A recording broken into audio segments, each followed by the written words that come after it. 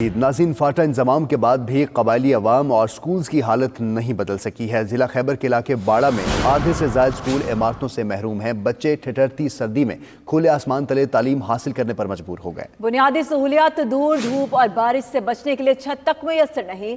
باڑہ کے بچے خیمے لگا کر علم کی پیاس بجھانے میں مصروف ہیں۔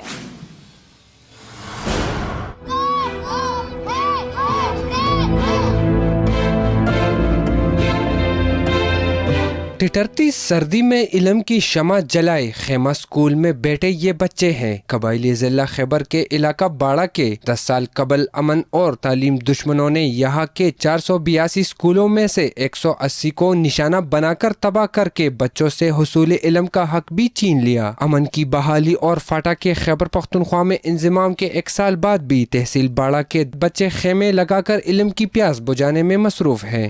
کمرے نہیں ہے، ٹین ہے مگر پٹی ہوئی ہے۔ جب بارش آ جائے تو استاد ہمیں چھٹی دیتا ہے۔ سردی میں یہ بچے کامتے رہتے ہیں اور ہم کبھی کبھی سردی کی وجہ سے بعض بچوں کو چھٹی دیتے ہیں۔ سردی میں زمین پر بیٹھ کر تعلیم حاصل کرنے والے شمع علم کے ان پروانوں کو نہ تو پینے کے پانی کی سہولت حاصل ہے اور نہ ہی کوئی واش روم دستیاب ہے۔ حال تو یہ ہے کہ ان کے لیے لگے خیمے بھی اس قدر بوسیدہ کہ طلبہ نہ بارش سے بچ سکتے ہیں اور نہ ہی دھوپ سے۔ ہمارا چیئر نہیں ہے، زمین پہ بیٹھے ہیں۔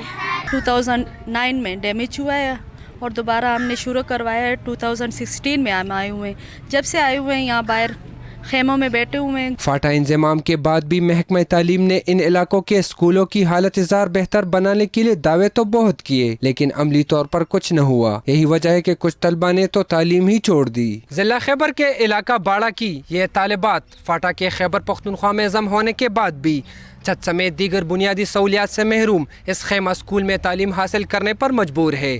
کیمرہ مین کفایت شاہ کے ساتھ ذیشان کاکا خیل، 92 نیوز، ضلع خیبر باڑہ۔